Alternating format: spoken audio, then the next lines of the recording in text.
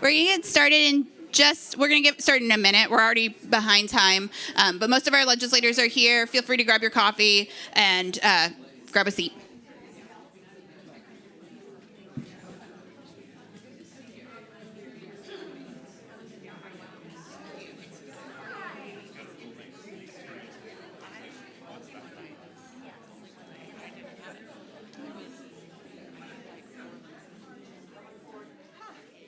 Would have worn pants. Why is it like this? Oh my God.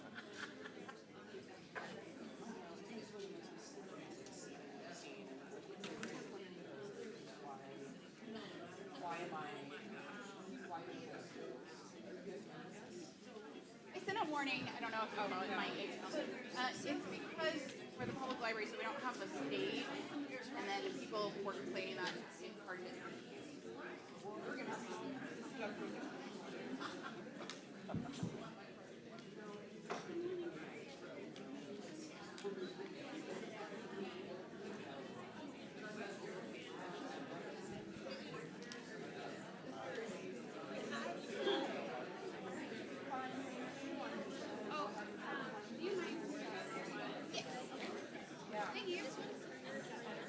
Yeah, she just needs to see the interword.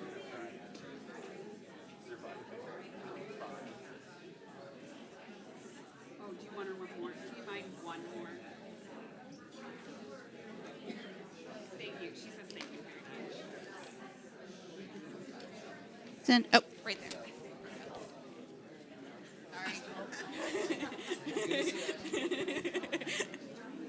Okay. Good morning. We're going to go ahead and get started since we're already running a bit behind. I don't want to keep everybody here all day. My name is Ashley Fick. I'm your moderator today, and I just want to welcome you to the Johnson County Library on this rainy morning. I want to begin by thanking our legislators for joining us and taking time out of their Saturday morning to be here. We really do appreciate it and the effort that they make. And then I want to thank the community members that are here too for doing the same. If you want to, let's get started with some housekeeping. So if you want to submit a question, there are note cards on your seat. That is how you can ask a question. Please write legibly. I can't ask your question if I can't read it. And then also, please write your question in the form of a question. We can't ask it if it's not a question. So we would also ask that you refrain from commenting out loud, clapping, and definitely booing. No booing. We want to keep things moving, and that just helps things go quickly and keep us on track. And then we also like to note that we do invite every legislator with constituents in Johnson County to participate at these. So next is our timekeeper. Our timekeeper is right up front. She's going to help keep us on track, keep me honest. And we're going to start with 3 minutes for each legislator to open and introduce themselves. So I would propose we just start and go right to left. Yep. Does that sound good? And then before we do that, I like to share that there was a recent opinion poll in March of 2025 that found 72% of Americans desired to be part of the solution in restoring civility to our country, and that 80% of us believe we can settle differences without personal attack. And I would like this event to be an example of that. Thank you. Thanks, everyone, for being here. Thank you for hosting, of course. My name is Representative Heather Meyer. I represent House District 29, which is essentially central Overland Park between around 99th and Metcalf down to 135th and Metcalf. It goes over to Antioch and 69 Highway, kind of. I am currently ranking minority member on the Federal and State Affairs Committee. I also serve on House Health and Human Services, as well as House Elections, which is a doozy, and House Insurance. I'm really excited to be here. I am very excited to hear your questions and tell you about what it's been like out there this session. It has, like I said, it's been really interesting, and a few of our committees have been very controversial. So I'm excited to hear from you and to answer your questions. Thank you.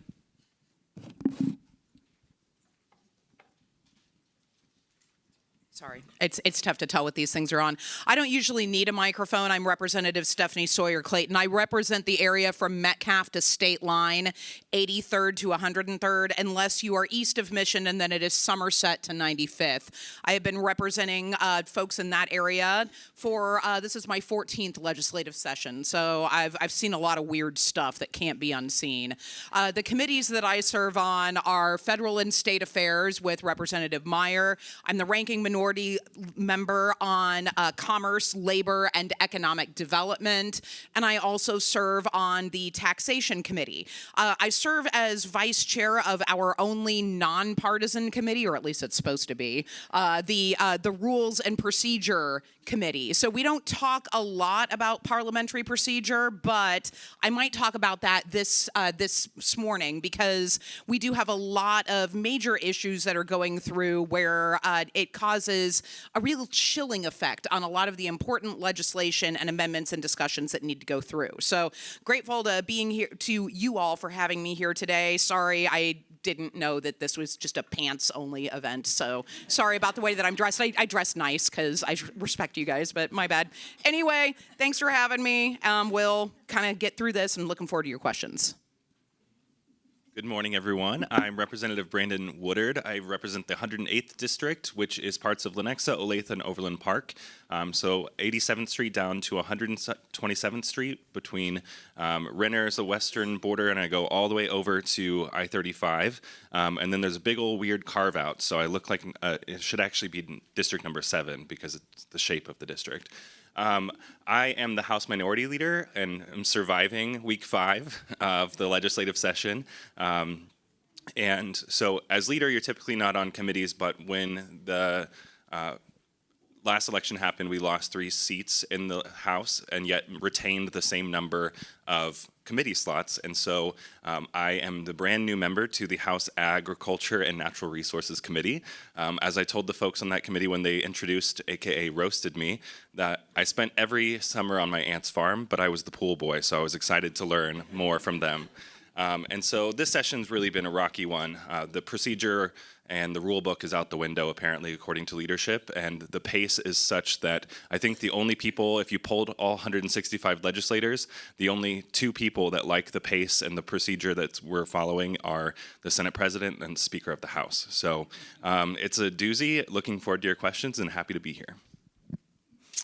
I'm State Senator Ethan Corson, represent all or part of 10 cities in northeast Johnson County. So my district starts on the Johnson side of the Johnson-Wyandotte line on 47th, and we go out south to 95th Street, and then we go from State Line to about 6 blocks west of Metcalf. I just want to say thank you to the Johnson County Library. Thank you to the League of Women Voters for having this. This is an incredible opportunity, and I also just think it is a real testament to our community that these are so well attended, that we have such an informed community that really wants to understand what is going on in the legislature. I particularly love this location because my mom worked here growing up. My mom was an information specialist at the library here, so I spent a lot of hours here while she was at work. So it's great being back here, in particular in this capacity. So this week, I'll kind of start just with where we are in terms of timeline in the legislature. So this is this coming week is what we call turnaround week in the legislature, and so what that means is that for the most part, we will not be meeting in committees this week. Some committees will meet on Monday, but for the most part, we won't be meeting in committees, and we will be on the floor debating and voting on bills on Monday, Tuesday, Wednesday, Thursday. And with some exceptions, and there are some important exceptions, if a bill has not passed, if a Senate bill has not passed the Senate by the end of the week, and if a House bill has not passed the House by the end of the week, those bills are generally considered to be dead for the legislative session. And then when we come back from turnaround, the Senate will start working on all the bills that the House passed, and the House will start working on all of the bills that the Senate passed. So this is going to be one of the most important weeks in the legislature. I'm the ranking Democrat on the Senate Transportation, Tax, and Judiciary Committee. I will say both kind of as a general overview of kind of how I feel the session has gone, and I should probably know better given that this is my 6th legislative session, but I always do feel like there is a sort of a bait and switch that happens with leadership in the other party, which is in November and December before the session starts. We always hear this is going to be the session where we're going to really be focused on cost of living. And this is going to be the session that we're really going to be focused on property tax relief. And then almost as soon as the gavel bangs down to start the new session, we are just plunging right into whatever the latest culture war is. So I would love to see us more focused on kitchen table issues, how to make Kansas more affordable for folks, how to bring more jobs here, how to make sure we have great public schools, and those are things that I've tried to advance this session.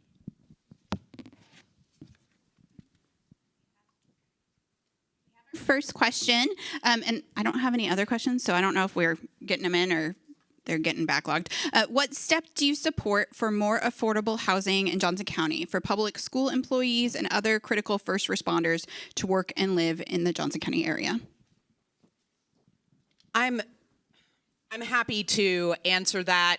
For years, I have been the sponsor of a bill that brings back the homestead exemption for renters. So this is something that we had in place in Kansas starting in 1978 with the Brownback tax plan. That was one of the things that ended up on the cutting room floor. We've been able to bring back the homestead exemption and bring it up for certain levels for homeowners, but it is for renters, especially in Johnson County, where you get those main cost issues. So that is one thing that I've been proud to be a champion of. We've had hearings for it at least twice in House Tax, and it doesn't seem to move forward. I am not averse to adding it to any of our property tax bills, probably on the floor. And we'll talk a little bit more about property tax in general. There's a pretty big bill that we will be working on Monday, but that's one of the things I'm proud of working on. Ditto that, and there's also a number of really good housing bills that have been introduced. There's a couple that are not so great as well, but it does seem like the momentum are behind the ones that as easy as like accepting partial payments. I was a good example. When my new lease began and my rent increased, I was still on auto pay for the former amount, and because of that, I got a nasty gram. But they also prevented me from being able to make an additional partial payment, and because they're not required to do that. There's a few others that are making their way. I think we'll see some changes to those, but there was a lot of work during the interim last summer and fall, which those used to be interim committees just so people could, come back to the State House. I was proud that our folks on those committees actually did some really, really good work to come up with bipartisan solutions that we can get passed this year. Yeah, ditto to both. Actually, there are some really great bills coming through. Speaking of the partial payment one as well, so there's a lot of need for us to be able to offer partial payments to folks, especially because occasionally they'll need partial payments from different social service organizations, domestic violence shelters, things like that, and landlords don't necessarily have to take those. And so this is one of the ways that we can really make sure that people can stay in their housing and really make it affordable for folks. As a social worker, I clearly don't have a high income, and so Workforce Solutions for things like rent and payments and things like that are really important. And I've seen through my work as a social worker, how critical it is for people to be able to access these programs in order to maintain their housing. We also have a bill that talks about expunging the evictions after a certain amount of time, which is very important for people to be able to get into housing again. And I'm really excited about that one, and hopefully we can get that across the line. And I agree with everything that has been said by all my colleagues. I think one thing that we really need to focus on as a state that we don't have an intentional strategy around in the way that we need to is we just need to build more housing. I think fundamentally we have a major supply and demand problem. The best way that we can bring down the cost of housing and make it more affordable and accessible is by building more middle class housing. So there was a study done that shows that we need to be building just to keep pace with demand about 100,000 new homes a year. We need to be building about 5,000 in rural Kansas. We need to be building about 95,000 in the urban, suburban parts of Kansas. And I think if we're able to do that, we're going to be able to put some downward pressure on prices of homes. And so I think we need to be more intentional as a state legislature about how we do that, because I think it's really important for all of us that we want to be a state where our cops, our teachers, our firefighters, nurses, social workers, skilled laborers are able to work and live in the same community, where you don't have to work in one community and live in another community. And I think that the best way we can get there is by having a real focus on how we can increase the supply side. Can we keep Overland Park out of the Chief Stadium Star Bond District?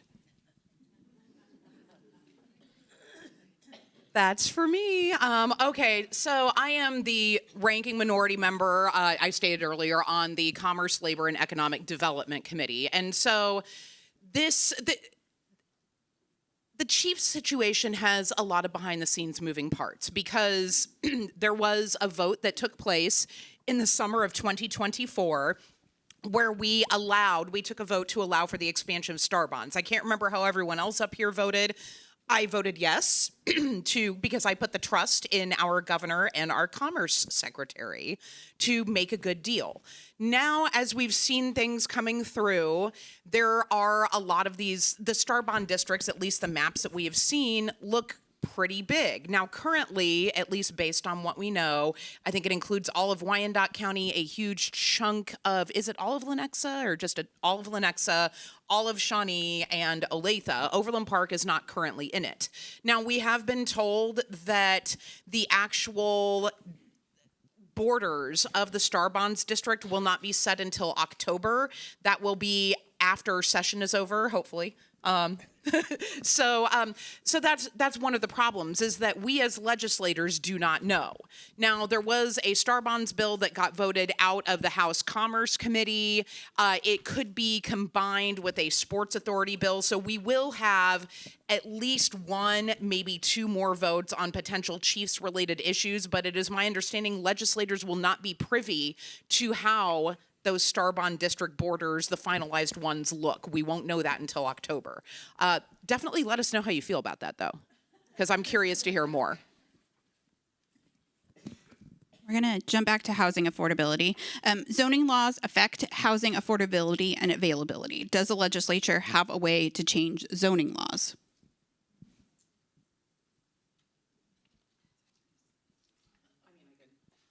I can do this as well. So we have, and I cannot recall the exact bill number, but we've seen a fair amount of preemption bills when it comes to some zoning, in particular ADUs, and so those are those separate units, kind of what we would call, accessible dwelling units. That sometimes we called it like a mother-in-law suite, things like that. And so I know that there is at least one preemption bill that would change some zoning laws, but I don't know how far it would go. So yes, even though we have a constitutional home rule for our local governments, the state seems to love to supersede that all the time. So I don't know if I've seen a lot of it move in committee, but I think that there is at least one bill that does that. Yeah, and I think anything that we do when it comes to zoning, it has to involve our counties and our cities, and we have to come up with something that we can all agree on. And the legislature does love to do everyone else's job for them, but we do have locally elected folks for those purposes. Yeah, I would like to echo that as well. I think that respecting local home rule is one of the most important things we can do, especially when it comes to zoning and housing across the state. We know that our local municipalities and the people who live in our communities know more about what we need than people in the legislature, so we want to keep it that way. Yeah, I would just echo that. I would be open for discussion if there's ways to improve the process, but I also think it's an area that we probably want to tread very cautiously in because I think that a bunch of legislators from Johnson County may not have the best sense of what zoning needs need to be in Concordia, and I think legislators from Goodland may not have the best sense of what zoning needs need to be in Johnson County and vice versa. So I do think we want to try to, as much as possible, protect the ability of local communities to make the decisions that their locally elected officials feel like are most appropriate for the needs and the wishes of their citizens. Before we get to the next question, I see a lot of people in the back, and I just want to invite you. There are lots of seats here. It's okay if your head's in the camera for 1 second, I promise. Can you please give an update on current anti-trans legislation that has been pushed through the legislature? Now that Governor Kelly has vetoed, what can we expect next? So the problem with this rushed process is that you're getting bills introduced one day at 11 a.m., sent to committee the later that day, scheduled for a hearing the next morning, and you have less than 24 hours notice to submit your testimony. Because of that, it's not allowing the public time to read legislation. It's not allowing the attorneys that work for several of the folks that are coming to testify to actually dig in to see the unintended consequences of the bill.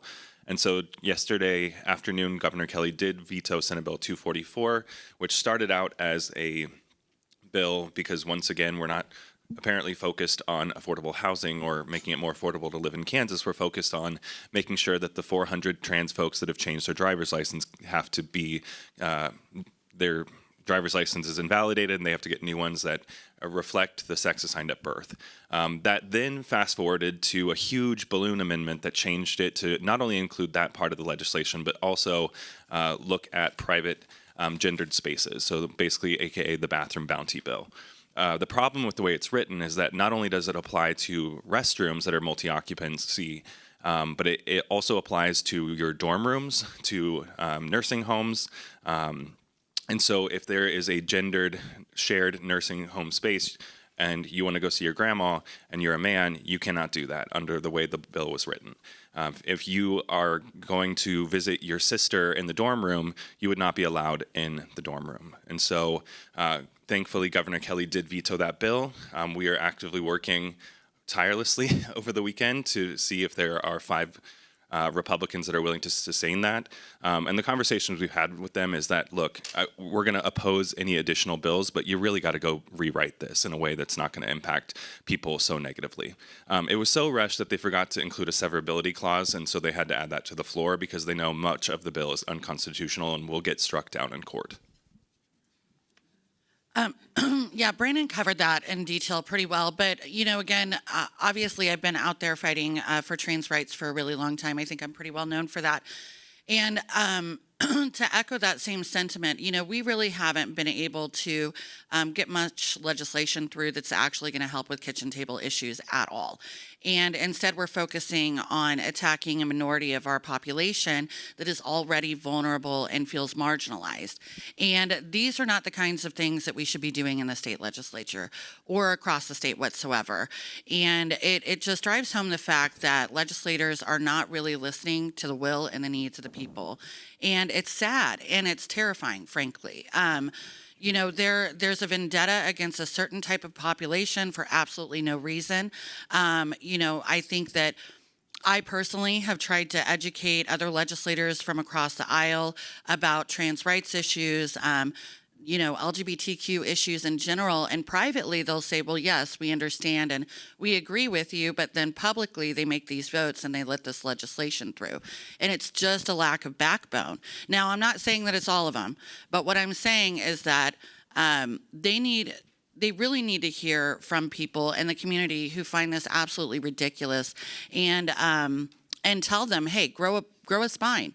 You know, stand up for people in our community and stop fighting for these issues that really are just going to hurt people and aren't going to make a difference for the vast majority of Kansans. So obviously, I'm, you know, going to support the veto, but we need your help in convincing others to do so as well. I am going to speak to this just for a moment. Sorry, I have to stand. This stool is killing me. But in any case, so when it comes to bills like this, there was, as Representative Woodard said, I almost called him Woodard. I just call everyone by their last names up there. But we had an amendment that moved it so that it dropped the age of an opposite sex child going into a non-family restroom with the parent. It used to be 12, and then it dropped it down to 9. Well, so not everywhere has a family restroom. A lot of us who have raised kids are, well aware of this. And so now you have very young children that are having to, a little 9-year-old boy having to go into the men's room, which in some cases is pretty yikes at certain areas. With no offense to our male allies here, right? But I think the important thing is that it's not just the issue of trans rights. It is the issue of going against parental decisions, going against common sense, like visiting people in dorms and nursing homes. And the reason why these bills are successful, these wedge issues are successful, is because they are playing on our fears about privacy and about getting attacked. And again, not to male bash here, but a lot of the people who are doing the attacking are not people who are trans. They are It's men. It's men who are doing it. And so I think one of the things, I proposed an amendment on the floor that would have said, all right, if we're looking at privacy, then no nudity in these semi-public spaces. All showers should be private. All changing rooms should be private. No one needs to be seeing anyone's business, regardless of their gender identity. So I think if we just work on adopting a never nude policy, seriously, we will end up keeping a lot of people safe. But that makes them mad. It removes the wedge issue, and therein lies the problem. That's what this is. It's not real policy. It's a wedge issue. Yeah, and I'll just add that, myself and all my colleagues up here, we've really been laser focused on trying to be responsive to what our constituents have said. I mean, I've done a lot of listening to folks all across the state. Leader Woodard and all the House colleagues did a really robust listening tour that they spent all last session focused on, and really tried to build a policy agenda that was focused on the feedback that they received during that listening tour. I introduced 8 pieces of legislation that are all in the Senate Tax Committee on how we can make Kansas more affordable for folks. All of these folks have led on those issues as well. And so it's just, again, incredibly disappointing that we're not focused on the things that people are telling us that they want us to be focused on. Only one of my bills on affordability is even at a hearing in the Senate Tax Committee. Again, I know Representative Sawyer Clayton mentioned homestead for renters, all of these things that were really needed and would really actually make a very tangible difference in the real lives of many real Kansans, are not being heard in the way that they should. We have a couple of voting questions. How do you plan to deal with voter ID laws or bills that prevent married women from voting? Heather. I got this. So elections committee, we've seen a lot of really, really awful bills come through here. I know I only have a couple minutes to speak on this. I could go on, but it's really, to get to that point, how are we dealing with it? Well, we're fighting it in committee, and we're also going to fight it on the floor if it comes above the line. The issue, though, at hand really is that we have a chair of the Elections Committee who is also running in a primary for the Secretary of State. And so what he has done is he has brought a load of really terrible bills through the committee, forced us to work them with absolutely zero proponents, most of them with proponents from out of state, many of them with more than 80 to 100 opponents to these bills. And He's essentially using it as a platform for his campaign. And I'm just going to be real about that. That's what this is. So he's using state taxpayer dollars to author these bills, to do amendments in the sloppiest process I've ever seen in committee, and then pushing these bills through without any real support. So yeah, on these elections bills, we're going to fight hard against them. We know what this means. And we know that the chair of the committee and his colleagues are not really looking towards the future and what's going to happen. Most of these election bills that have come through are going to be challenged. And that's another ton of money that we're going to spend unnecessarily. And it's just so that one man can, have clips for his campaign for Secretary of State. And that is just, it's frustrating and it's disgusting. I encourage you all to watch those committee hearings to see what I'm talking about. You'll notice that in these hearings, there's only 4 of us Democrats on the committee. They have structured it so that we no longer really have a voice. We are cut off in the middle of our comments and our questions. We are only offered one question per conferee, and the conferees who are there opposing these bills, of which I said there are many, but often we don't have a lot of oral testimony, they are only given a few minutes to speak, whereas the out-of-state conferees who are proponents, if there are proponents of the bill, are offered as much time as they need. So it's really disturbing, and I know that I've met my time, but if you'd like to talk more about it later, I would be happy to. I would just add, I was ranking minority member on the elections last term, and the difference is so stark.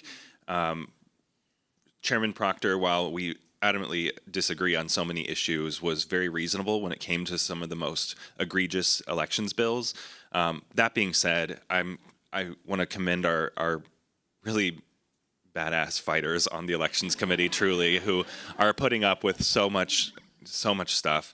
But in the House, we do have a number of really reasonable folks that are usually with us on opposing these bad election bills. They did succeed in getting the 3-day grace period removal through, but even just this week, there was a driver's license bill that would require you to have the immigration status of someone on their driver's license. If they're non-citizen, there'd be a marker for that. That did not have a veto-proof majority. So we have enough reasonable folks on both some rural conservatives and some vulnerable suburban Republicans that continue to vote with us on opposing some of the most egregious elections bills. Can you comment on a proposal for a state-level electoral college?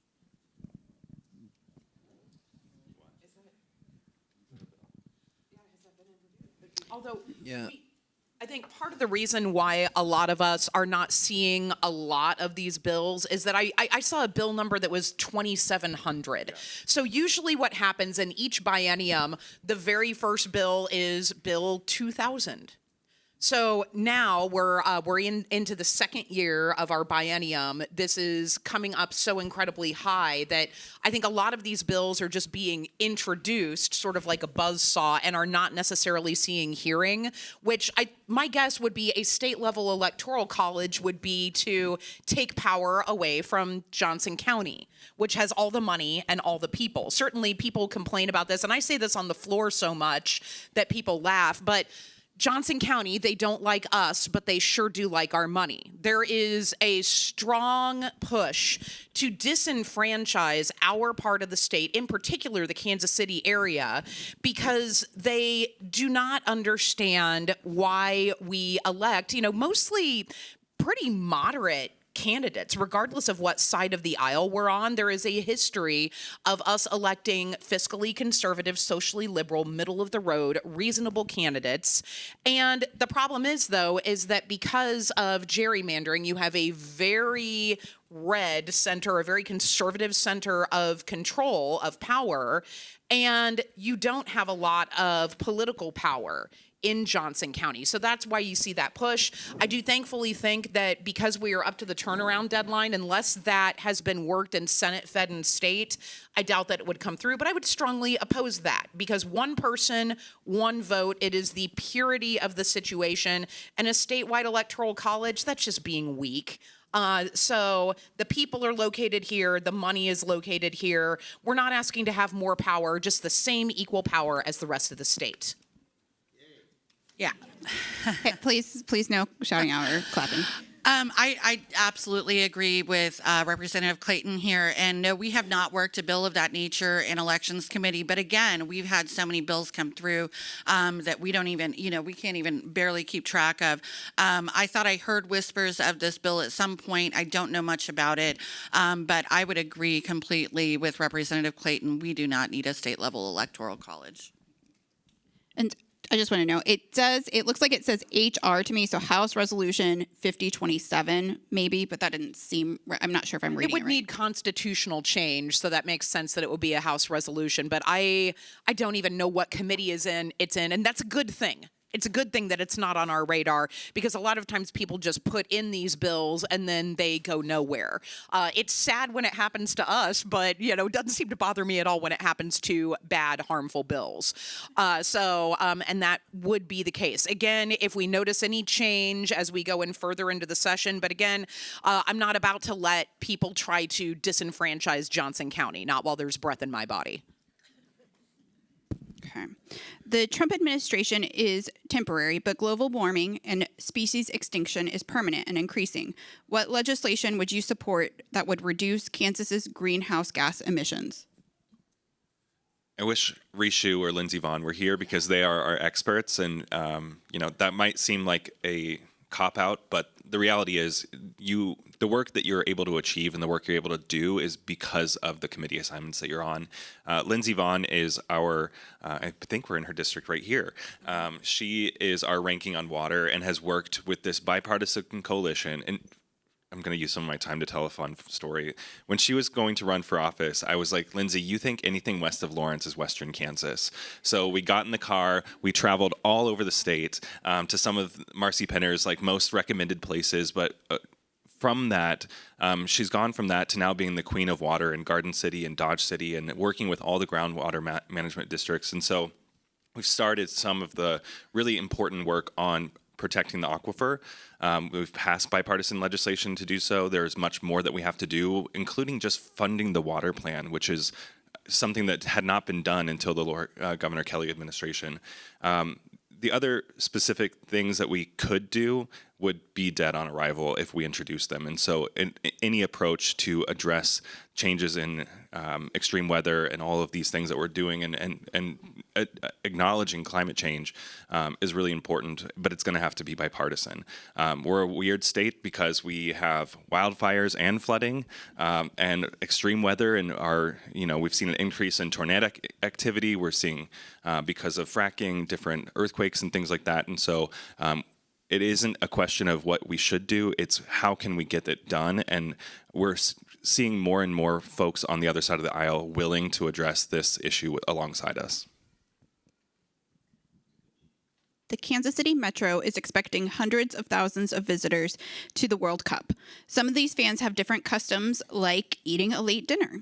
I've heard the legislature is considering a bill allowing 24-hour alcohol sales during the World Cup. Is this happening? Can we expect the legislature to make allowances during this time to facilitate our visitor experience? So just this week, Governor Kelly issued a disaster declaration ahead of the World Cup. Which truly, and this next week, the legislature, I think that's only good for 14 or 15 days, and so the legislature will have to extend that through the end of July. But that allows the state to tap on federal resources and do some things, although the legislature did severely restrict the governor's powers with emergency management, and so it will allow us to tap into some federal resources, make some changes, her legal team's looking into how much can they do with a disaster declaration. I think President Trump has granted each state so far that has declared that disaster declaration, and so we'll have to see what we can do through that and what we'll have to actually pass as legislation. You have Missouri, who's wanting to pass things like Waymo, which is the autonomous vehicles. There's no way Waymo comes for the World Cup unless we pass it on the Kansas side as well. A lot of folks don't realize that when the matches are happening, they're actually oftentimes in the middle of the night, or luckily, being in North America, we're in a lot of the same time zones, but restaurants being open, alcohol sales, if we don't match Missouri, all those folks are going to be on the Missouri side rather than spending their money in Kansas. There is also a concern. So I have been introducing a bill for years. was able to get myself through college by working in the service industry, primarily as a server. The tipped wage in Kansas is still $2.13 an hour. I think when that was put in place, that was in 1992. I was not old enough to vote yet. I was a freshman in high school. And so it has not been changed at all. Unfortunately, now, so here's the problem, is that when we're talking about different customs, a lot of folks from Europe, over in Europe, they don't have a tipped wage. A tipped wage, by the way, look up the history, it's based in slavery. There used to be no wage at all, and so recently freed folks would work just for tips, and the owners would not pay them at all. So the sub-minimum wage, we have heard from business owners on the Missouri side or on the Kansas side saying, please raise this. It is hard for us to hire people on the Kansas side when they can get a base wage of $5.50 on the Missouri side. But the rest of Kansas, as I said earlier, doesn't understand us and doesn't care, and so doesn't want to raise it because they don't understand the metro area issue. Now, I have spoken with Chair Mike Kelly. He says that there will be a strong education program to make sure that our tipped wage workers on the Kansas side are not doing a ton of work, but perhaps not getting tipped properly because people don't understand our, unfortunately terrible customs. We should be paying our workers, but we need to make sure that these workers are being taken care of. So educate your friends as much as possible to make sure that people are getting tipped, because they're going to be working hard and it's unacceptable for them not to be making money off of this. And then this kind of piggybacks on that. Do you think raising the Kansas minimum wage from $7.25 to $15 will pass versus even offering an adult versus I think it's saying an adult over 18 versus a teen wage? Yeah. So I've been fighting to raise the minimum wage since I got in the Senate. I've introduced a bill every single year I've been in the Senate to raise the minimum wage. We currently have a bill in the Kansas Senate that would address, in addition to raising the wage up to 15 and then indexing it every year after that for inflation, would also address the tipped wage issue that Representative Clayton identified. And we have just had a real tough time getting this bill moving. And I think it's wrong. And I just think, we have our minimum wage is tethered to it is the lowest minimum wage of any state in the country because it is the federal minimum wage. So you cannot have a lower wage than Kansas allows. And I just think that is wrong. I just think that's immoral. I think hard work is one of our core values as Kansans, but I think it's wrong that anybody in Kansas who is working full time could be living in poverty. I just think that's not who we want to be as a state. So I just think it's a moral imperative that we raise the minimum wage. We've all been working on that on both the House and Senate side, and we just want to keep, I think, raising the salience of the issue so we can hopefully get some movement on this in the legislature.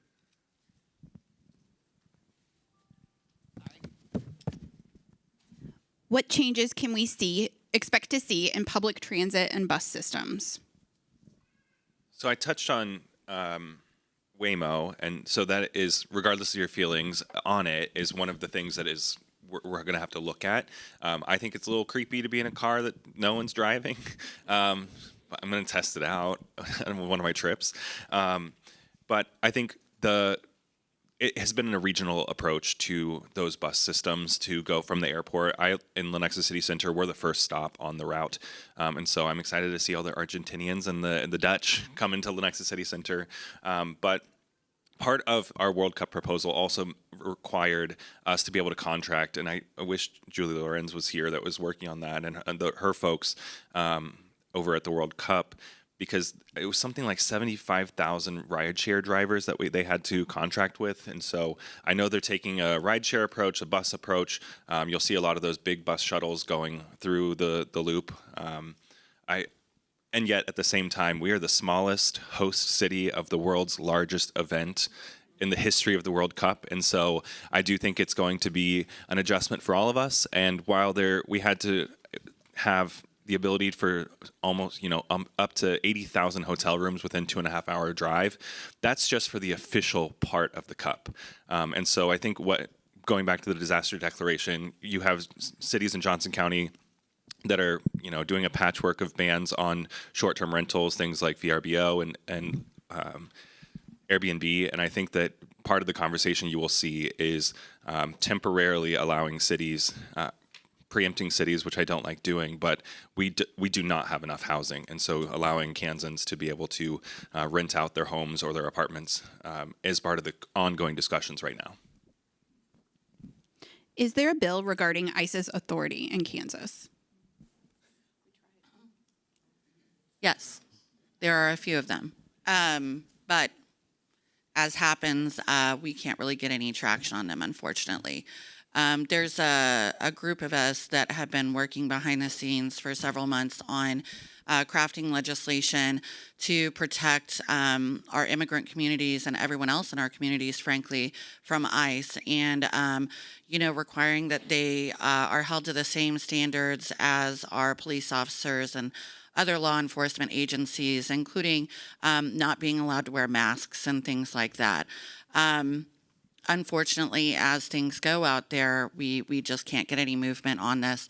So we have been offering amendments to different legislation in order to get this conversation going, in order to get folks really paying attention to it and actually to try to make some movement on it. But as you know, we are the super minority, it is really difficult to get any of that through, and it's very unfortunate. Our immigrant communities deserve our protection and our respect. ICE is absolutely out of control. I don't believe they should be here whatsoever, frankly, and I know many others may have a different opinion.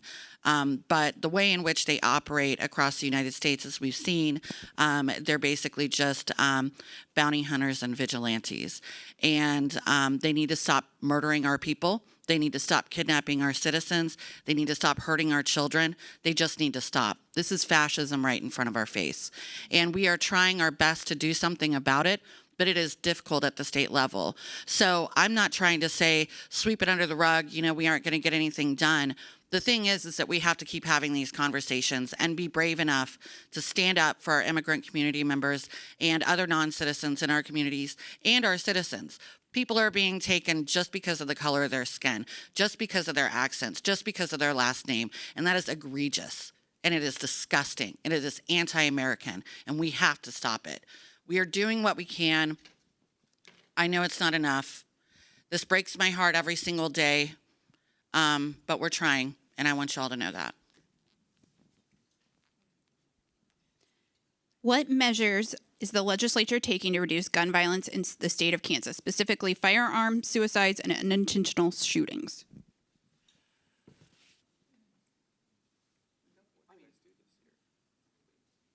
Yeah, okay, so Representative Meyer is the ranking member on the Federal and State Affairs Committee, which covers a lot of our gun-related laws. We did pass a bill out of committee that will allow for the voluntary surrender of firearms there are a number of firearms organizations, firearms businesses that allow for temporary storage. So let's say that you are a veteran, you inherited a bunch of guns from your family members, you're having trouble with PTSD, you're having trouble with suicidal ideation. You can voluntarily and temporarily surrender your firearms to these organizations so that they can safely store them for you.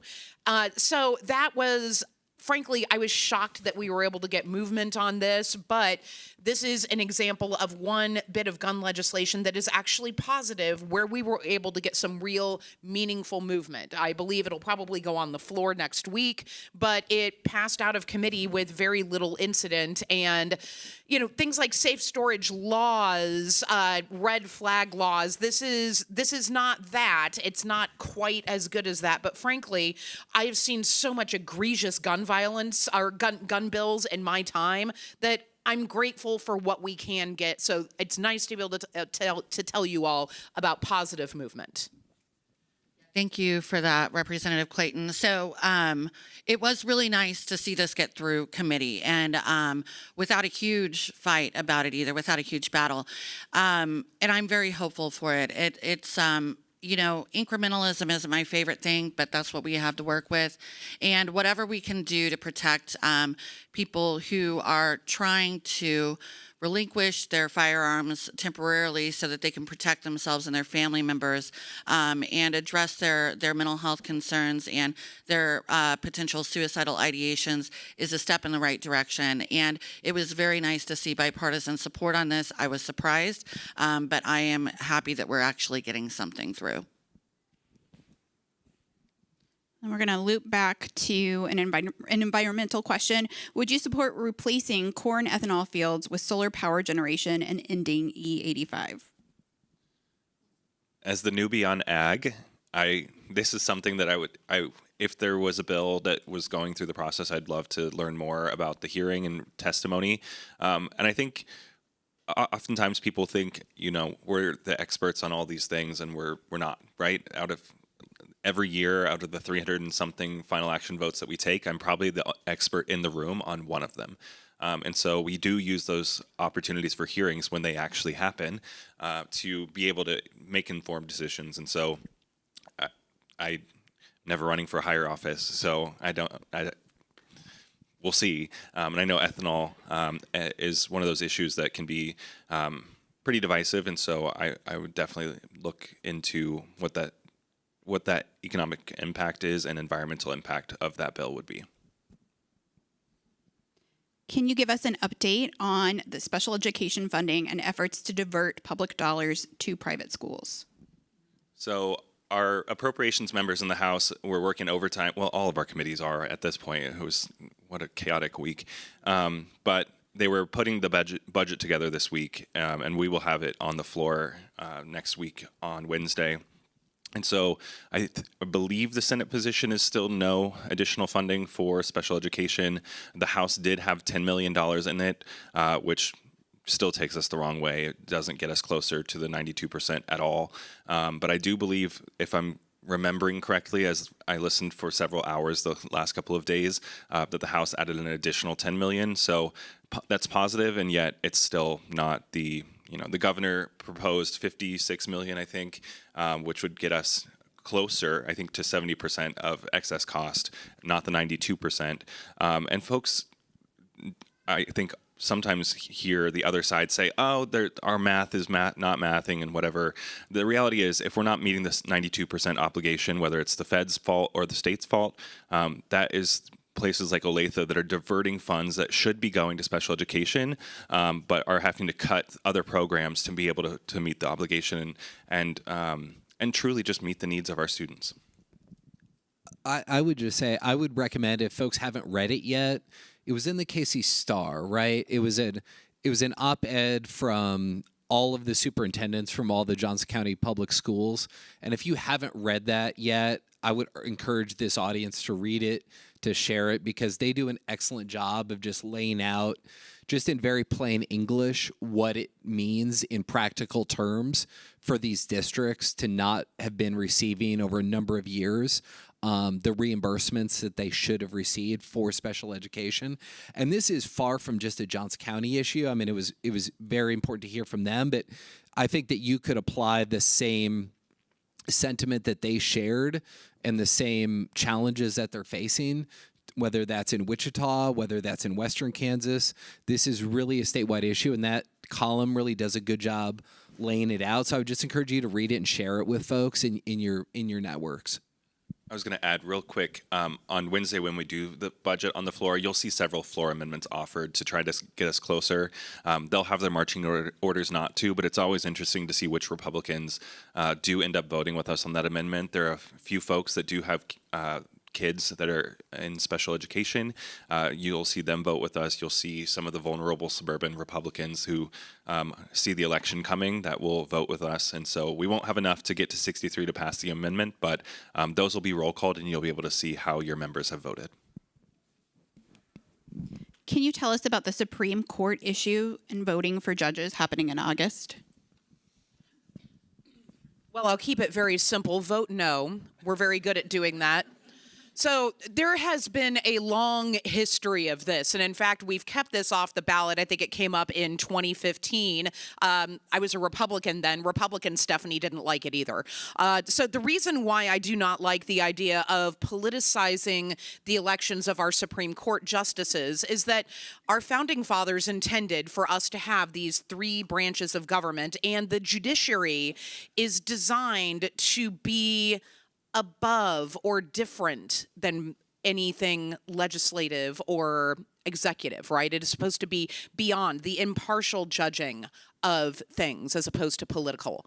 So what this will do, and you will notice that if you've looked up the ballot language, it's very confusing, and by design. We remember this from Value Them Both. It has a lot of double negatives, and what you're voting to do, a yes vote would say, oh, well, we're going to put how judges, we'll make sure that judges will be elected, but the way that they're elected would be in the hands of the future legislature. So that's a concern because you don't know if you're voting for judges in districts. You don't know if you're doing that statewide. You don't know if you're doing that partisan. You don't know what those qualifications are.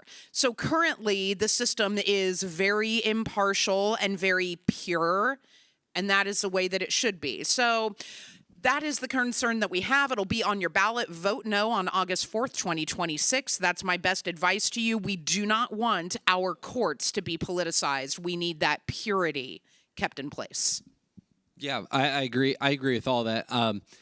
I would add to that right now we have a system where justices are selected based on their ability, their legal reasoning skills, their legal writing skills, their analytical skills, and that is really what you want. I think folks sometimes forget that 99.9% of the cases that the Kansas Supreme Court hears are frankly very boring.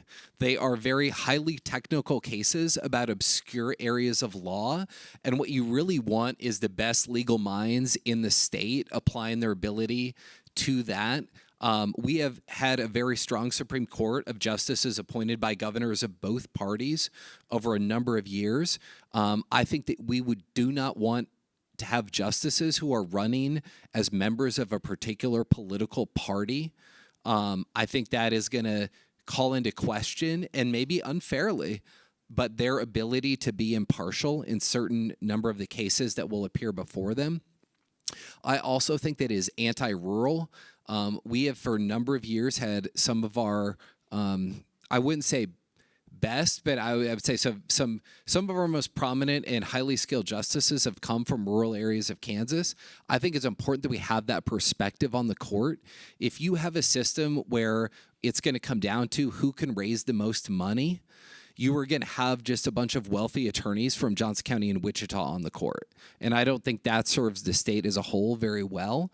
And the other thing is just the amount of outside money that this is going to bring into our state. We had an election in Wisconsin that some of you may remember in April of 2025. There was over $100 million in outside spending. I just do not think that we want to bring that into Kansas.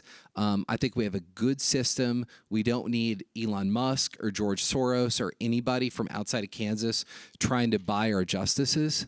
We should keep the system as it is. And it is 11, but I'd like to squeeze in one more question if we could, and maybe limit responses to one minute since we got started a little late.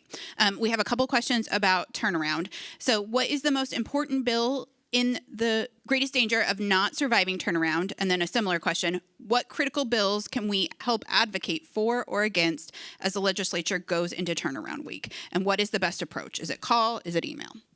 Or something else? We'll rapid fire this. Well, if you're ever in ailment, go to Topeka because nothing dies until we go home. So it's the best place to be. There's a number of procedural things that they can do. You're going to see any of the priorities of the Republican Party will be sent to an exempt committee. So if it touches federal and state affairs, tax, calendar and printing, or appropriations, then it's alive for the rest of session. And you're going to see on the last day of turnaround dozens of bills that will be sent to those committees to keep them alive. For us, I think advocating against some of the bad extreme bills is really important.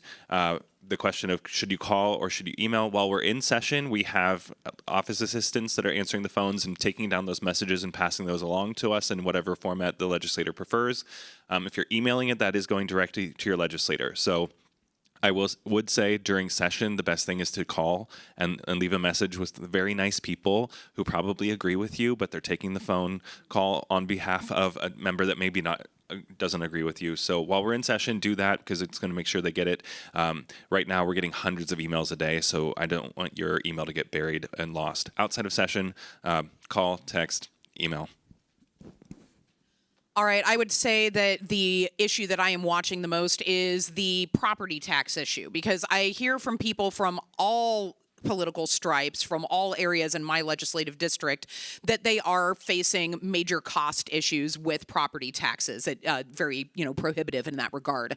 The problem is that we have two different versions. We have a Senate version and a House version. Usually the House version is something I support, but then we had a hearing for it last week and it was like, ew, what is this? What has gone wrong? So we will work that bill in tax committee. It's a very important affordability bill. That is the one that I will be watching the most, because a lot of times when you introduce a base bill, it's like I just see that as a jumping off point for negotiations. So we will see sort of what those various positions are, because really that is the main point of leverage between both chambers, because for those of us that are up for election, and I guess, Senator, you are as well. So those of us that are on the ballot, that is what we are paying attention to, because that is what we are hearing from our constituents about. And that is really the ultimate point of leverage that will be used when it comes to other points. So that's what I'm watching. Also, you can text me, 205-4970. It's a 913. That's the best way to get me. I'm watching several bills, and I don't really have a favorite that I'm watching, trying to stop or anything like that. Y'all know me. I'm going to get up there and speak when I need to speak and my expertise is needed. I try to let others do the work when I don't have the expertise, because we can't be good at everything, right? But I would echo the sentiment that calls are actually preferred right now. Our emails are overwhelmed. I've got hundreds and hundreds of emails I still need to respond to. So if I haven't gotten to you yet, my apologies, but I'm doing my best. And just, let us know how you feel. And also, I think it's very important that even if you do not live in a legislator's district, but there's an issue that you're passionate about, that you see is coming up, and you think that maybe you have some information or a story that you could share with a legislator that may not be on your side, to reach out to them and do that. I don't know what's going on. That is the fire alarm. It is real. So Cool. I think, yeah, we're going to have to evacuate.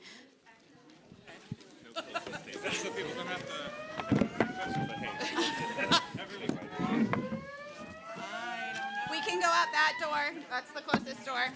The emergency exit, the closest one is right here to the... I am going to get my umbrella.